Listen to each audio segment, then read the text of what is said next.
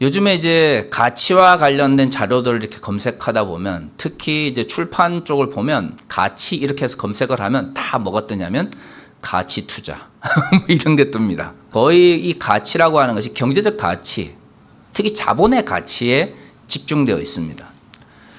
뭐 어쩔 수 없죠. 우리가 이제 자본주의 속에 살아가니까 자본주의는 기본적으로 돈 혹은 이 자본의 가치로서 모든 것을 전환해서 그것을 기반으로 해가지고 서로 교류 혹은 교환하면서 살아가는 것이 우리가 살아가는 이 자본주의 세상입니다. 과거에는 신앙의 가치가 어떻게 돈으로 전환합니까? 이렇게 이야기를 많이 했는데 실질적으로 과거 한국교회가 막 성장할 때는 기복주의나 번영신학을 했었던 분들은 거의 모든 신앙의 가치를 다 돈으로 전환했었습니다.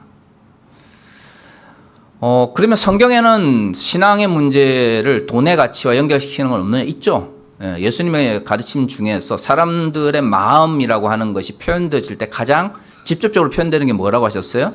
돈이라고 이야기하셨습니다. 그러니까 돈이 어디에 있느냐, 돈을 어디에 내가 사용하느냐가 나의 삶의 가치와 연결되어 있다라고 하는 가르침은 성경에도 분명히 기록되어 있습니다. 그러면 과거의 한국교회에서 모든 신앙의 가치를 돈으로 전환한 것의 가장 큰 문제는 뭘까요? 그렇죠.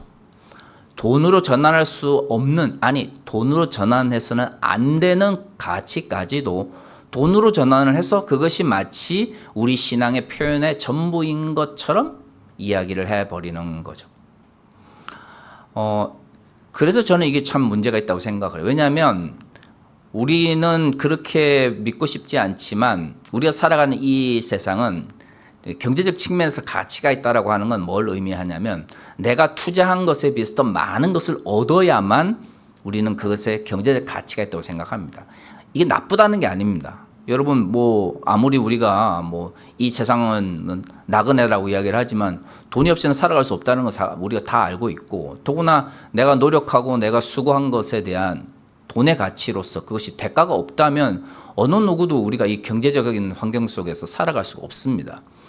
그런데 그게 잘못하면 신앙의 가치를 왜곡시킬 수가 있어요. 왜냐하면 신앙이라고 하는 것은 반드시 내가 투자하고 노력한 만큼 2배, 3배로 돌아오지 않는 경우도 많다라고 하는 거예요. 그런데 돈의 문제로 모든 걸 전환해 버리면 자칫 잘못하면 신앙의 가치가 왜곡될 수 있어요. 근데 이것은 신앙의 가치뿐만 그런 게 아닙니다. 우리의 삶의 가치의 대부분이 그래요.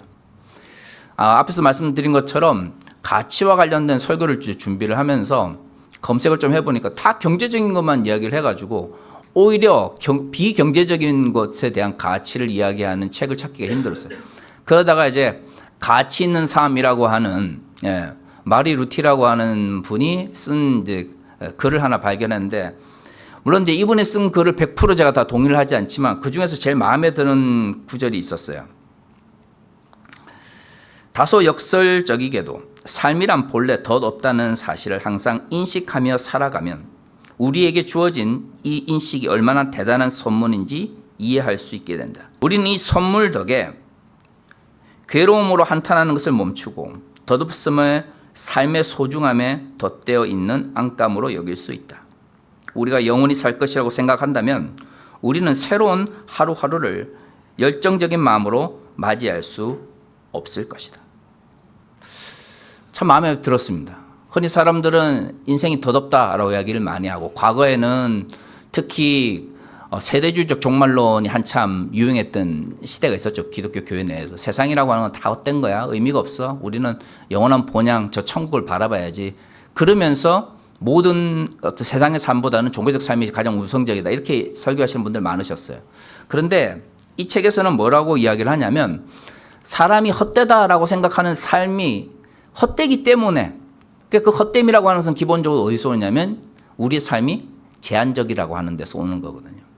그런데 이 저자는 우리의 삶이 헛되다라고 느끼기 때문에 그것은 우리의 삶이 영원하지 않다라는 걸 인식하기 때문에 우리에게 의미 있는 삶의 가치를 깨달을 수 있다는 거죠. 우리가 영원히 살고 모든 것을 가진다면 지금 우리가 가지고 있는 것을 대해서 감사할 수 없을 거라고 하는 말이 이 문장 아래에 전제되어 있는 것이죠. 믿지 않는 사람들도 세상의 덧없음을 인생에 제한되어 있는 한계를 이렇게 받아들입니다. 제한되기 때문에, 덧없기 때문에 우리가 살아가는 삶이 하루하루가 의미가 있다고요. 보면서 조금 양심의 가책이 느껴졌습니다. 야, 이거 안 믿는 사람들도 삶의 의미와 삶의 가치를 이렇게 찾는데, 아니 우리는 하나님께서 우리에게 주신 이 생명이라고 하는 것은 당신의 독생자를 우리에게 주시기까지, 죽음으로 내모시기까지 사랑하는 사랑의 표현이라고 이야기를 하면서도 우리는 우리가 살아가는 하루하루의 삶이 얼마나 의미가 있는지에 대해서 깨닫지 못하고 살아가는 경우 참 많아요. 이게 오히려 모순인 거죠.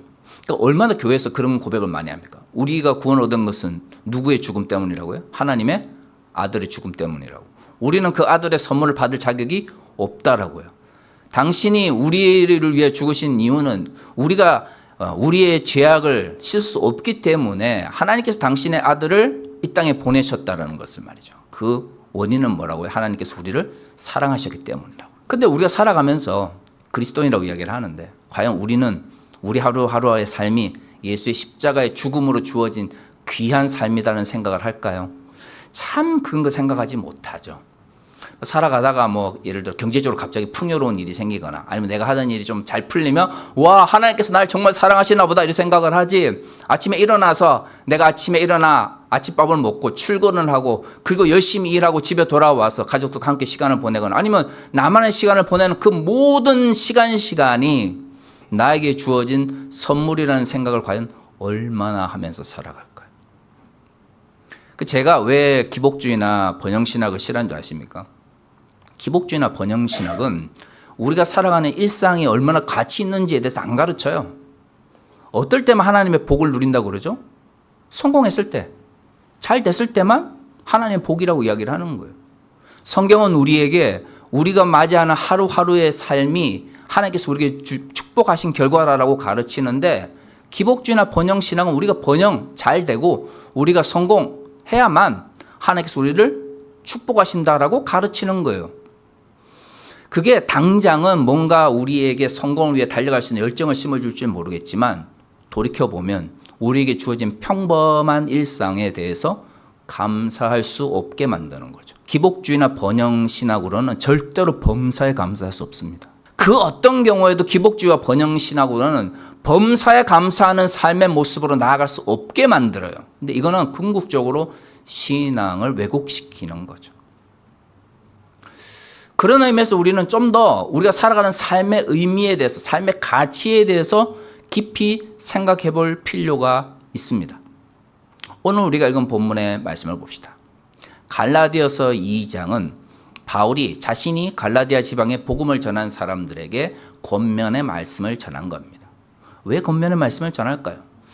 크게 두 가지 원인으로 생각되어집니다. 갈라디아 지방에 박해가 있었어요. 또 하나는 그게 직접적으로 박해 때문인지 아니면 원래부터 그런 요소가 있었는지는 알 수도 없지만, 박해를 겪고 있는 갈라디아 지방의 교회들에서 거짓 교사라고 불리는 이들이 등장하기 시작한 거예요. 이들의 이야기는 간단합니다. 바울이 너희에게 정한 복음은 올바른 복음이 아니다라는 거예요. 이유는 뭐죠?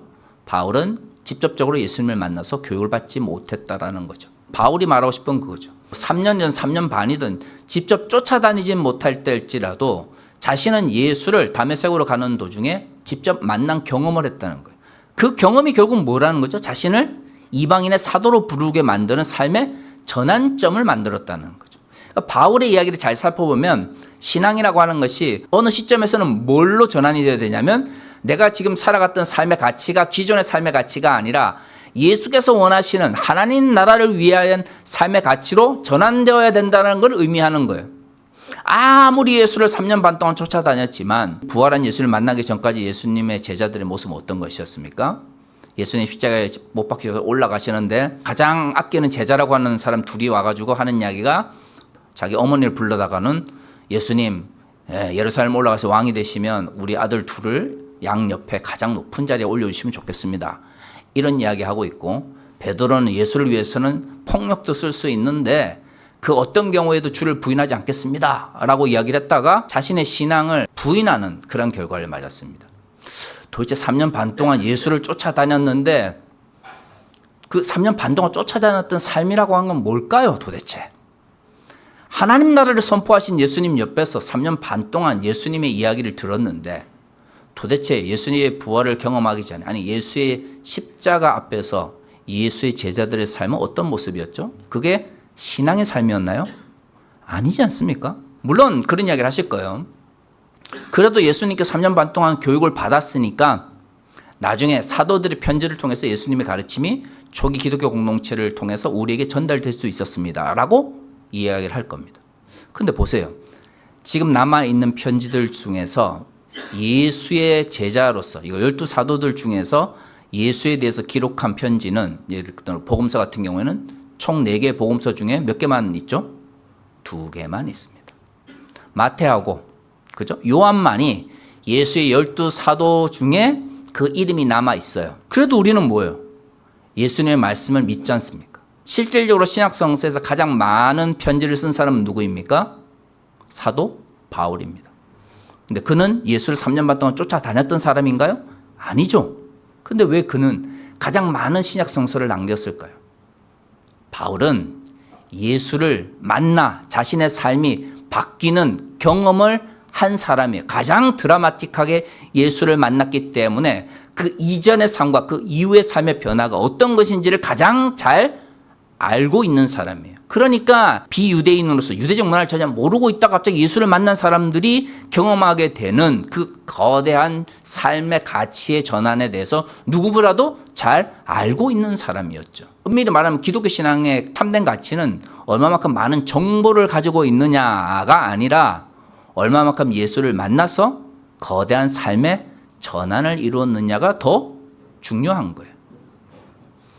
만약에 신앙이라고, 기독교 신앙이라고 하는 게 정보가 가장 우선적이라면, 그렇죠. 뭐 신학 공부해서 박사학위 받고 그런 사람들이 예수를 더 잘 믿어야죠. 그런데 성경 많이 알고 소위 말하는 학위 있고, 그런데 그런데도 불구하고 엄청나게 이상한 삶을 사시는 분들 우리 주변에 너무 많잖아요. 뭐 저도 박사학위를 하셨기 때문에 뭐 그런 사람으로부터 자유롭지 못할 것 같아요. 제가 항상 제 자신에게 물어보죠. 너는 예수를 많이 알아서 혹시 이상한 삶을 살고 있지 않니? 기독교 신앙은 정보를 필요로 하지만 정보가 전부가 아닌 거죠. 마치 경제적 가치가 필요하지만 모든 신앙의 가치가 경제적 가치로 전환할 수 없는 것처럼 말이죠. 그러면 도대체 믿음 안에서 산다라고 하는 것은 무엇일까요? 오늘 본문은 그것을 굉장히 잘 드러내줍니다. 자, 2장 16절에 사람이 의롭게 되는 것은 율법의 행위로 말미암이 아니요 오직 예수 그리스도를 믿음으로 말미암는 줄 알므로 우리도 그리스도 예수를 믿나니 이는 우리가 율법의 행위로서가 아니고 그리스도를 믿음으로써 의롭다함을 얻으려 함이라. 율법의 행위로서는 의롭다함을 얻을 육체가 없느니라. 자, 오늘 우리가 읽은 본문의 핵심을 딱 한마디로 요약을 하면, 우리 그리스도인이 된다고 하는 것은 어떤 하나님의 명령이라고 하는 율법의 형식을 지키는 것이 아니라 예수께서 우리에게 가르쳐 주신 그 가르침을 마음속에 믿는 것이다 라는 거죠. 그러면 여기서 가장 중요한 용어는 뭐겠습니까? 도대체 예수를 믿는다는 것은 뭐냐라는 것을 이해를 해야죠.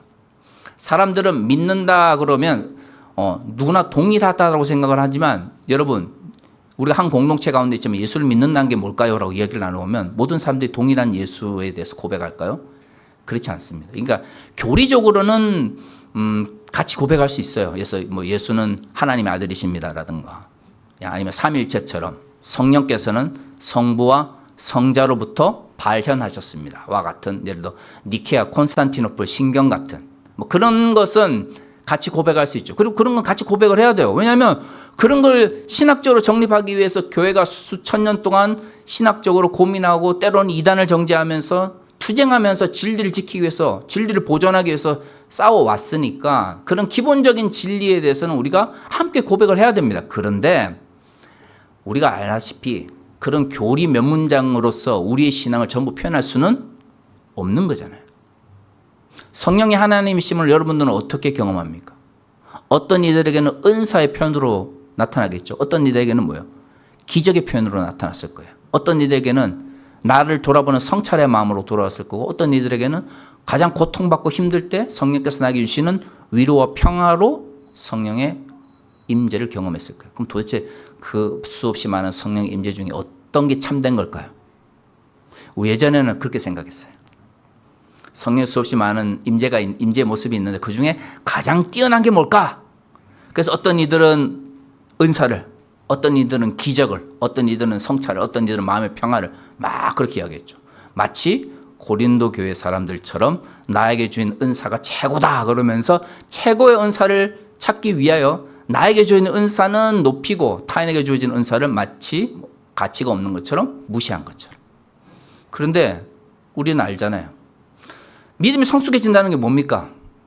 성령의 임재라고 하는 것은 어떤 이들에게는 은사로, 어떤 이들에게는 깜짝 놀랄 만한 기적으로, 어떤 이들에게는 슬픔 가운데 주시는 위로로, 어떤 이들에게는 나 자신을 깨닫지 못해서 막 달려가는데 어느 순간 삶의 의미에 대해서 깨닫게 해주는 성찰로서 나타나는 거죠. 성숙하다는 건 그거예요. 성령을 내가 생각하는 하나의 가치로 묶으려고 하는 게 아니라 성령의 역사를 있는 그대로 인정할 수 있는 것, 그게 바로 성령에 대한 올바른 고백이죠. 예수를 믿는다는 것도 마찬가지입니다. 신경이나 신앙 고백과 같이 몇 가지 명제나 문학적인 혹은 신학적인 방식으로 규정을 하는 것은 필요하지만 우리가 살아가는 삶의 여정 속에서 예수를 믿는다라고 하는 것은 각자의 삶의 환경 속에서 다른 모습으로 표현될 수밖에 없습니다. 오늘 우리가 읽은 본문에서 그럼 도대체 내가 내 자신을 돌아봤을 때 나는 믿음이 있는가를 가장 잘 알 수 있는 방법을 바울은 뭐라고 표현할 수 있을까요? 자, 17절에 만일 우리가 그리스도 안에서 의롭게 되려 하다가 죄인으로 드러나면 그리스도께서 죄를 짓게 하는 자냐? 결코 그럴 수 없느니라. 왜 우리가 믿음으로 구원을 얻고 의롭게 되느냐면 믿음으로가 아니라 행위로서 만약에 우리가 의롭게 된다 그러면 이 바울의 전제 조건은 뭐죠? 우리가 율법에서 말하고 있는 모든 율법의 명령을 지킬 수 있어요, 없어요? 지킬 수 없다라는 걸 전제로 합니다. 그러니까 어떤 것은 지키고 어떤 것은 지키지 못할 텐데 만약에 우리가 예수를 믿는 믿음으로 의롭게 되는 게 아니라 어떻게 보면 율법과 같은 행위로서 뭔가 우리가 의롭게 된다 그러면 어떤 율법은 지킬 수 있고 어떤 율법은 지킬 수 없겠죠. 율법을 지킬 때는 우리는 어떤 존재가 됩니까? 의인이 되는데 율법을 지키지 못하면 어떤 존재가 되죠? 죄인이 돼요. 그럼 우리는 끊임없이 뭐와 뭐를 왔다 갔다 해야 됩니까? 의인과 죄인을 왔다 갔다 하면서 살게 돼요. 어떨 때는 하나님 앞에서 율법을 지킬 때는 의인이 되고 율법을 지키지 못하면 죄인이 되니까 예수를 믿었는데 예수로 인하여 우리가 구원을 받았다고 말하면서도 우리는 여전히 예수를 믿기 전에 존재인 죄인으로서의 삶과 의인으로서의 삶을 자꾸 어떻게 해야 되는 거죠? 왔다 갔다 하게 되는 거예요. 그럼 도대체 우리는 예수를 믿었는데 구원을 받은 존재일까요? 구원을 받지 못한 존재일까요? 어떨 때는 구원을 받은 존재이겠죠. 율법을 지키니까. 어떤 때는 율법을 지키지 못하니까 구원을 받지 못한 존재. 이거 도대체 불안해서 어떻게 삽니까? 이거 도대체. 내가 율법을 지키면 나 구원을 받은 존재인 것 같아. 하나님의 백성 같아. 막 이렇게 하다가 어느 순간 율법을 지키지 못하면 나의 자존감, 나의 가치가 막 땅에 떨어져가지고 나는 구원받지 못한 죄인이야. 이렇게 말한다면 도대체 예수께서 십자가에서 왜 죽으셔야 되나요? 예수를 믿는다고 하는 것은 믿음 안에서 내가 구원을 받았다라고 하는 삶의 가치의 전환을 이야기하는 거예요. 분명히 바울이 예수를 믿는 믿음으로 너희는 구원을 얻어서 하나님의 백성이 됐다고 가르쳤음에도 불구하고 외부적으로 고난이 오고 내부적으로 거짓 선지자들 혹은 거짓 교사들의 이야기에 자꾸 귀를 기울이니까 비유대인들의 마음속에 어떤 생각이 드냐면 내가 예수의 말씀대로 살아가면 나는 뭔가 의인인 것 같고 하나님의 말씀을 받은 하나님의 백성인 것 같은데 예수께서 가르치신 가르침대로 살아가지 못하면 어떻게 해요? 죄인인 것 같은 거예요. 결국 바울이 말하고 싶은 게 뭐죠? 만약에 너희가 그런 믿음을 가지고 있다면 예수께서 십자가에 왜 죽으셔야 했느냐라고 묻는 거예요. 신기하지 않습니까? 유대인도 아니고 비유대인인데 더구나 예루살렘도 아니고 갈라디아 지방에서 신앙생활을 하는데 거짓 교사들의 이야기에 흔들려서는 내가 왜 믿고 뭘 믿고 있는지를 제대로 이해하지 못한 거예요. 그러니까 예수를 믿는다라고 이야기를 하지만 실질적으로 이 갈라디아서를 받은 사람들은 내가 뭘 믿고 있는지에 대해서 명확하게 알지 못한 거죠.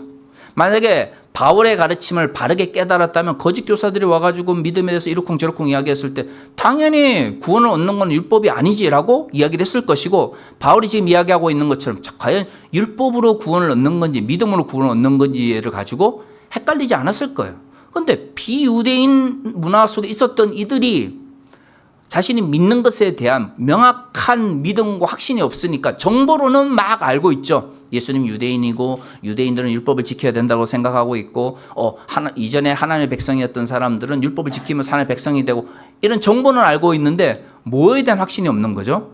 도대체 예수를 믿는 믿음으로 구원을 얻는다는 것에 대해서 자기만의 자기 정체성, 자기 확신이 없었던 거예요. 이게 이제 저는 제일 큰 문제라고 생각해요. 그러니까 예수를 믿는다라고 하는 것이 있어서 출발점은 정보일 수 있죠.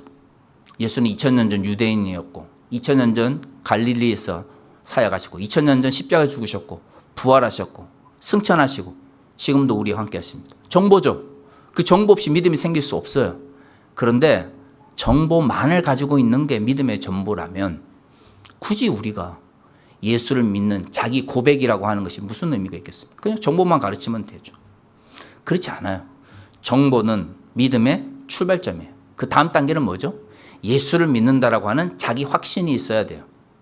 올바른 정보를 가지고 있어야 올바른 확신이 생길 수 있죠. 잘못된 정보를 자꾸 받으니까 비유대인이었던 갈라디아 사람들도 뭡니까? 믿음의 왜곡을 경험하게 되는 거예요. 그러니까 올바른 정보를 가르치고 올바른 정보를 이해하기 위해서 노력하는 건 필요합니다만은 여기서 끝나면 안 되는 거죠.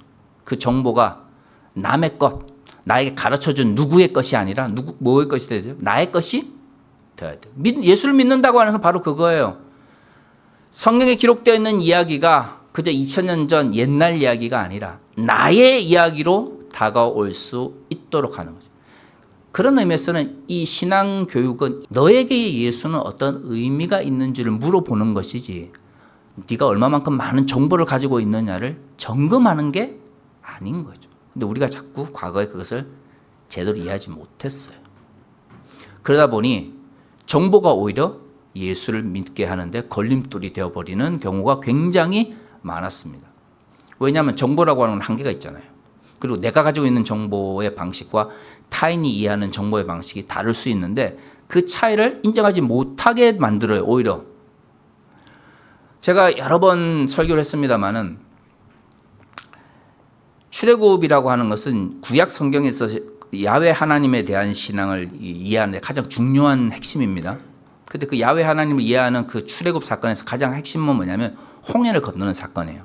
홍해를 건너는 사건에 대해서는 이후에 신약 성서에 계속해서 반복해서 나타날 정도로 매우 중요한 핵심적 사건입니다. 그런데 우리가 생각하는 홍해를 건너는 사건은 영화 10개에 등장하는 그 찰턴 헤스턴이 짝대기를 들고 소리를 외치면서 갑자기 홍해가 쫙 갈라지는 모습에 거의 많은 이들이 의존하고 있어요.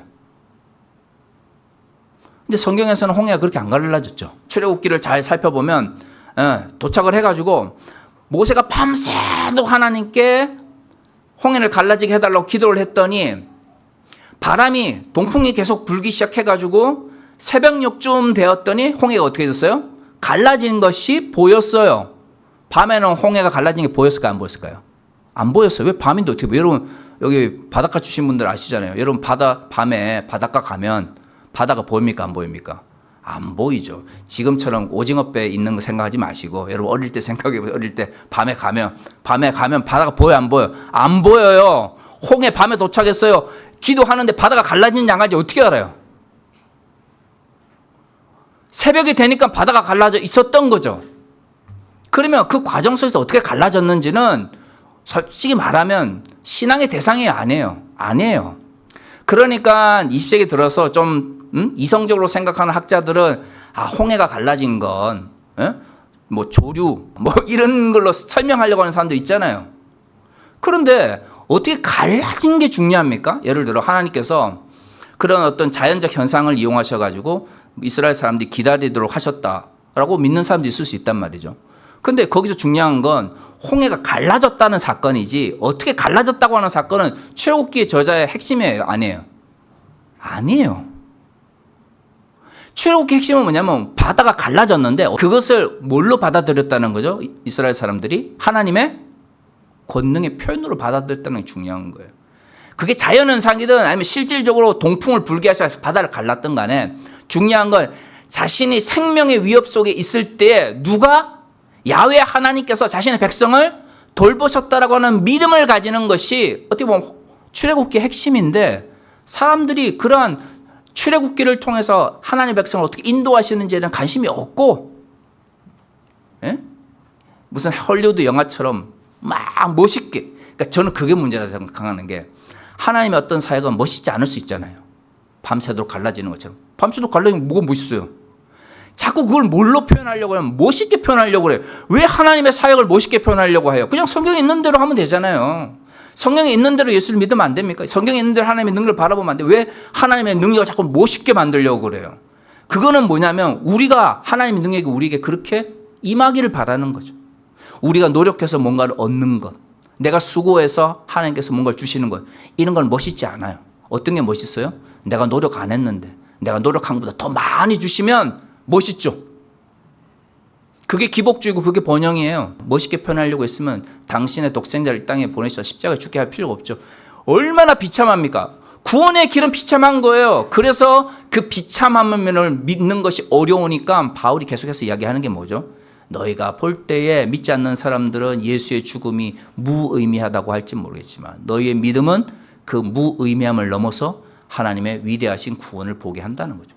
외형적으로는 멋있지 않아요. 진짜 믿음은 멋있지 않아도 하나님께서 우리를 사랑하신다는 걸 깨닫는 거죠. 우리가 가르쳐야 될 게 뭡니까? 우리가 우리 자신이 믿고 있는 게 뭔가요? 그렇죠. 우리의 삶을 인도하시는 하나님, 나에게 하나님께서 어떤 의미를 가지고 있는지를 깨닫는 거죠. 믿음이란 그런 거예요. 믿음이란 타인에게 하나님께서 어떻게 역사하셨는지를 보는 게 아니라 믿음이란 나에게 역사하신 하나님께서 지금 나와 함께 하시고 지금도 나에게 역사하기를 원하시는지를 바라보는 것이야말로 진정한 믿음인 것이죠. 그래서 삶의 가치, 기독교적 삶의 가치, 기독교적 가치 있는 삶이라고 하는 것은 돈의 가치가 아니라 가장 먼저는 뭐죠? 하나님께서 나의 삶에 함께 하시는지를 깨닫는 거예요. 저는 이게 앞으로 우리 하나씩 교회가 우리뿐만 아니라 다음 세대 그리고 아직 예수 그리스도를 알지 못하는 이들에게 전해야 될 진정한 복음, 예수를 믿는 핵심이라고 생각을 합니다. 사랑하는 성도 여러분, 하나님께서 여러분의 삶 가운데 함께 하심을 믿고 그것에 대한 확신을 가지고 살아가는 삶이야말로 진정 가치 있는 삶입니다.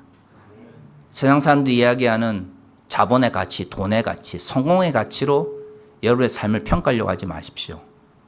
하나님은 여러분들이 돈이 없어도 여러분들이 사회적으로 성공하지 않아도 세상 사람들이 볼 때 부러운 것을 가지고 있지 않아도 당신의 독생자를 보내셔서 우리를 구원하셨습니다.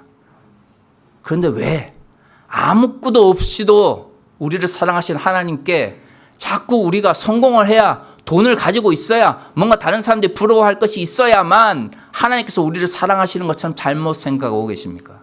그것은 예수를 믿는 것이 아닙니다. 믿음은 우리의 무가치 속에서도 우리를 사랑하신 하나님의 사랑을 믿는 것임을 다시 한번 깨닫는 한 주간이 되었으면 좋겠습니다. 다시 기도하겠습니다.